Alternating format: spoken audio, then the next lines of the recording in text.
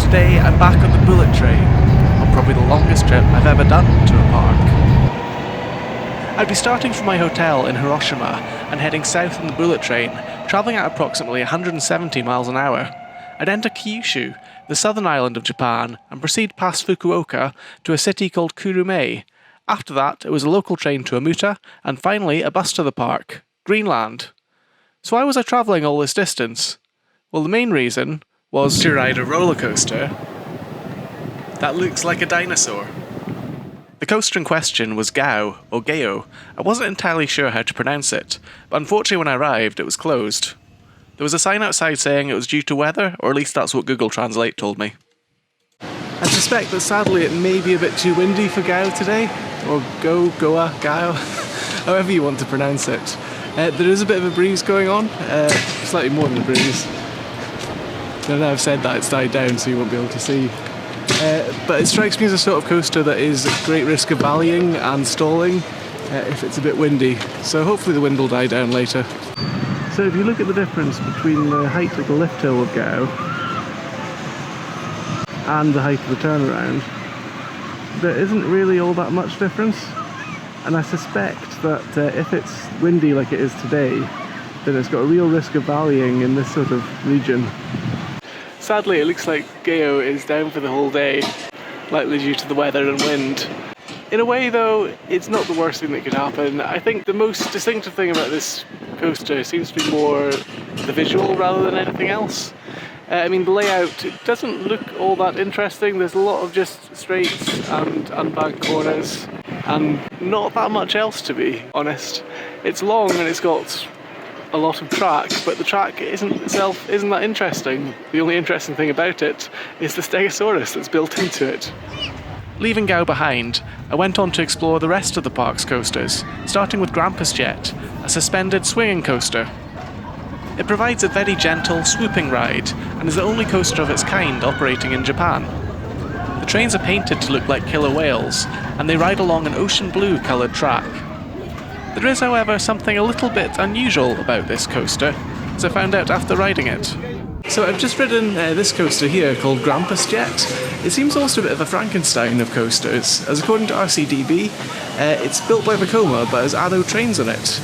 Addo suspended coasters are getting increasingly rare these days, with ones being removed such as Big Bad Wolf, and I think it's just as parts get harder and harder to be found, they get harder and harder to maintain.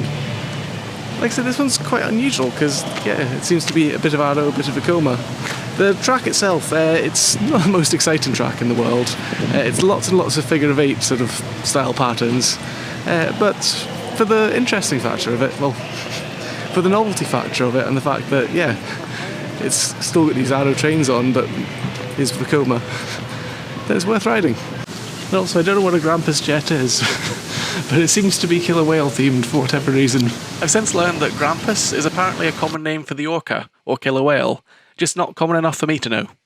I've also discovered that Vekoma have made a couple of other similar coasters, such as Dreamcatcher at Bobbejaanland. However, that one initially ran with aeroplane themed trains before moving to the current floorless ones. Next up was Milky Way, a dual racing coaster by Togo. So I've just done Milky Way, which is the coaster behind me here. So you've got a sit-down side and you've got a stand-up side. I'm pretty sure it's by Togo as well. Unfortunately, the stand-up side, or possibly fortunately, the stand-up side isn't running today. But the sit-down side was good fun. It's actually got a bit of airtime to it. The only annoying thing is the restraints on the sit-down one are over the shoulder and a bit sort of restrictive, so they kind of hold you in for the airtime a bit. Would be better with lap bars, but then pretty much every coaster would.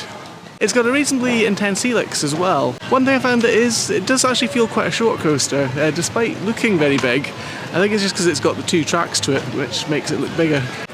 The other thing that makes this coaster stand out is it's got onboard sound, which seems to play some cheesy song about Greenland. It's a kind of J-pop one.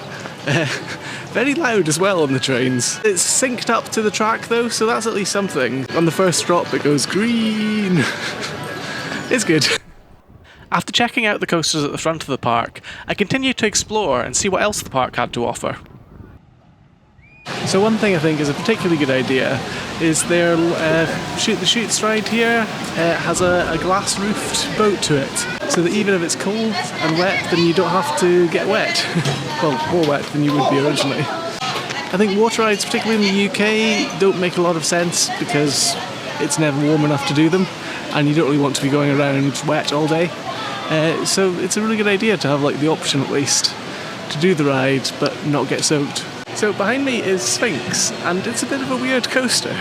It's kind of like the park decided it wanted to have a well-themed coaster, but then gave up halfway through. So you see the station building's all quite nice and well detailed. Then the track just goes onto this hill with a lone part of a pyramid up the top. There's a tunnel at the start as well, which has a load of flashing lights, and the rest of the coaster's a bit odd as well. It's just these huge long straights which don't really seem to do all that much. But then it's got kind of a hidden drop in it as well. It's like a bit steeper. It kind of reminds me of a coaster that I made in Rollercoaster Tycoon ages ago. That was this nice friendly family coaster, but then like dropped into a pit of fire. It's a weird one. So just did the Black Hole coaster behind me now.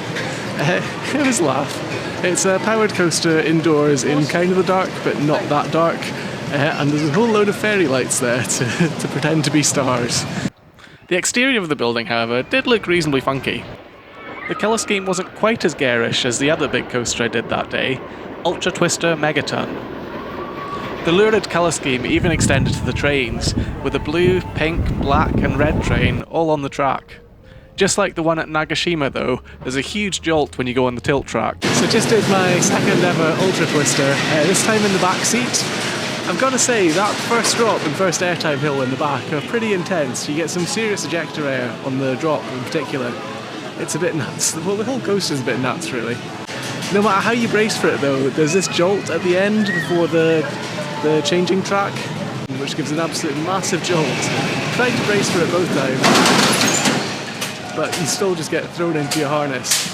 The harnesses themselves, they don't make you feel all that secure. There's plenty of sort of spacing given them, which particularly during the inversions can be a bit on the freaky side. They're an interesting coaster. If you ever get the chance to do one, then definitely do it. Apart from that one bit, the rest of the coaster's actually not bad. You get some good air on the first drop and over the first airtime hill, and the Heartline rolls are good fun too. After the Ultra Twister, I took the park's chairlift up Panorama Mountain. So this is something a little different, and sort of never in UK or American parks. On a chairlift, and there's absolutely no safety bar of any sort. We're not all that high up and there's like a fence there, but still, it's a little bit different from what you get elsewhere. So there's this chairlift that takes you up to the top of a hill that overlooks the park, to an attraction called the Horror Tower. I think the most horrible thing about it was probably all the stairs you have to climb to go up it. There's a few good jump scares in there. It's kind of like, again, your spooky walkthrough. But there's a couple of extra bits as well. There's a good one where you have to put your hand in a hole, and then there's a blastometer and a big screen goes, ah!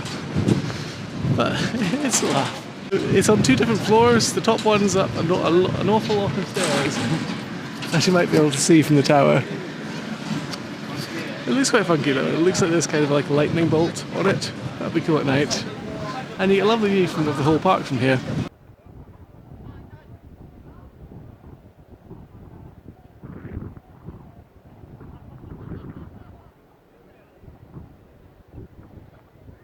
So yeah, the chairlift probably doesn't feel hugely safe, especially in the wind with it swinging a bit. And like I say, no restraints whatsoever. Not sure what my favourite coaster here is so far.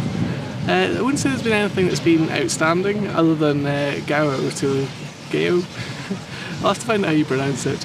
Other than the Dinosaur coaster to look at. Like I say, unfortunately not being able to ride it because it's been too windy, I reckon. And not being able to do the SLC yet. What a shame. I'm still to ride the spinning wild mouse because that's been the only thing that seems to have had a queue today.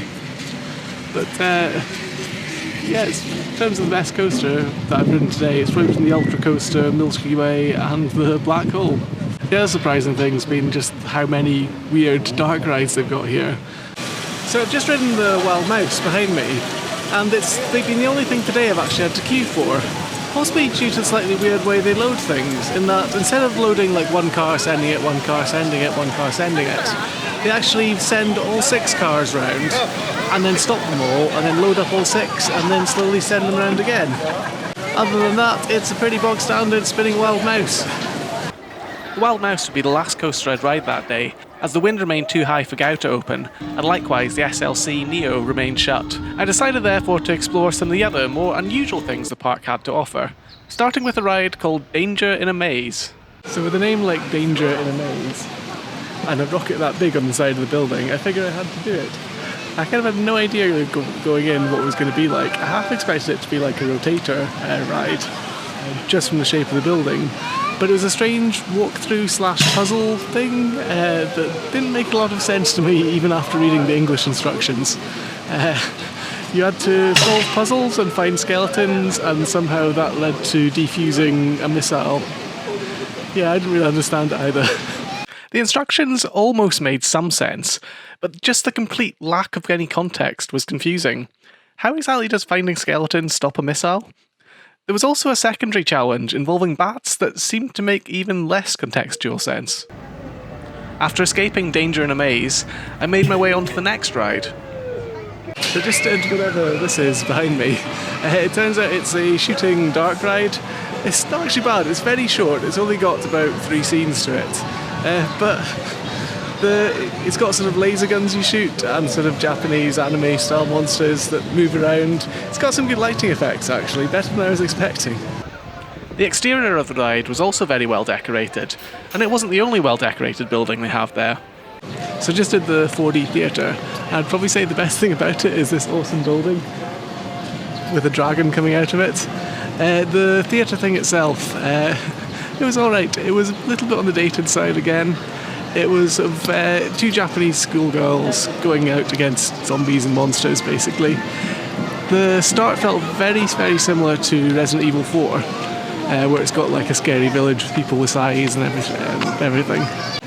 It did look quite dated, in that it was probably PS2 era type 3D. The attraction here, Little Java, and it's a bit unusual as well. The closest thing I'd compare it to is like Disney Robinson Crusoe treehouse walkthrough thing, except this one had way more hazards for tall people and a purple zebra, and yeah, it wasn't nearly as detailed as the Disney version. A bit unusual, but another weird dark ride thing we've got here. Now these are something that seem to be strangely popular in Japan at the moment. A lot of the parks I've been to have had them. They're like 3D mazes, in that it's not just a maze on the ground floor, it's a maze over several floors. But yeah, a lot of the parks I've been to on this trip have actually had them. Behind me is the attraction Ice World, which is literally what it is. So I'm inside the polar attraction. It's fucking cold. It's 30 degrees Fahrenheit, I believe. But there's actual, this isn't like fake ice. This is real ice, and it's cold. It's 30 degrees Fahrenheit, or about -1, -2 degrees Celsius. And that's kind of it. It's like a giant freezer. There's like ice everywhere.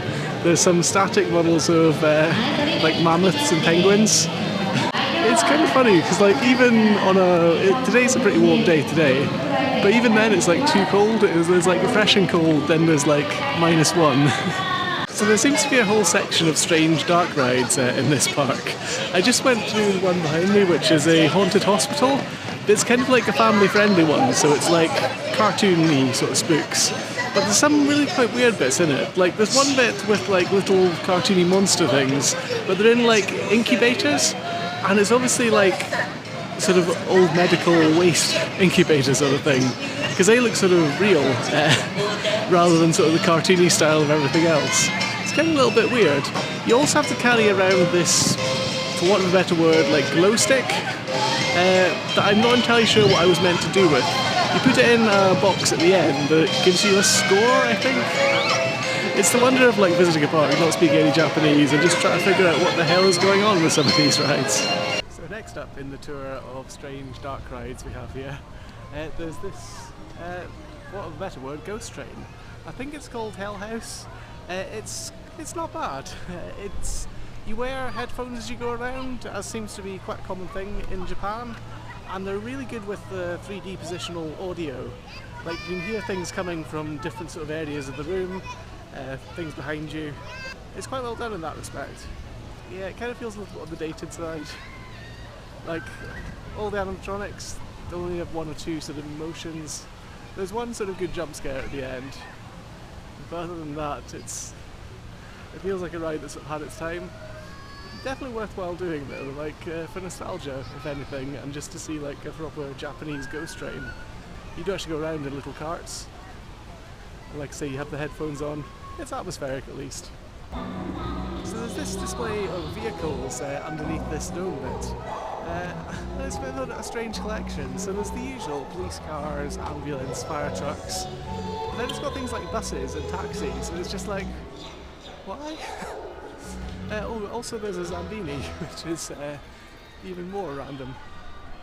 So just did Luxor Magic, which isn't a Vegas show. It's actually some sort of, I think, fortune telling or personality test thing. Basically it's all in Japanese, so I haven't a clue. There was a very nice lady who showed me around. One thing again, Japanese, always so polite, always will do everything they can to help you. You get a little dagger thing, and you like register it at a computer with your name.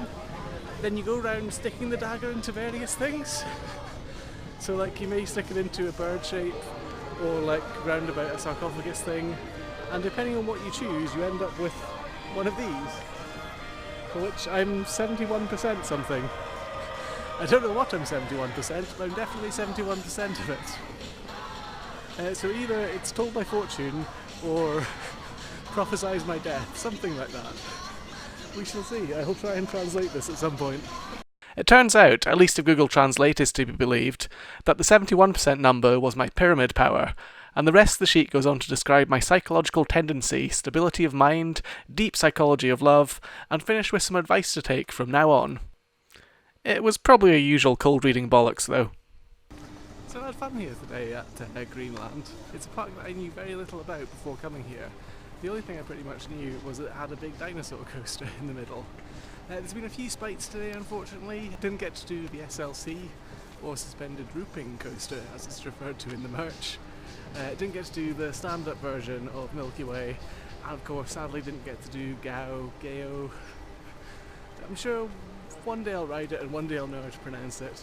The other coasters have been fun, but I think the most standout stuff here has been the dark rides and the weird crazy stuff within, including walk-in freezer the ride.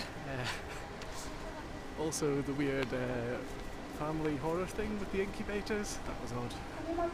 And some shooting monster stuff as well. Anyway, I'm probably not going to come back to this park for a long time. But who knows, maybe I will one day. So now I've got the fun of trying to figure out how the hell to get back to Hiroshima tonight. Fortunately, it wasn't as complicated as I feared, and in a couple of hours' time, I was back in my hotel room.